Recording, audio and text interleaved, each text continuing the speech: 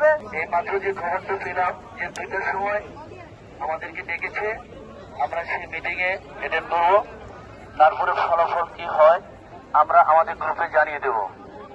তো আজকে যেহেতু মিডিয়া আসতে পারে নাই, তবুও আমার কাছে এই মুহূর্তে খবর আসতেছে সকাল 9টা থেকে হাইকোর্টের সমস্ত কর্মকর্তা কর্মচারী নেমে গেছে।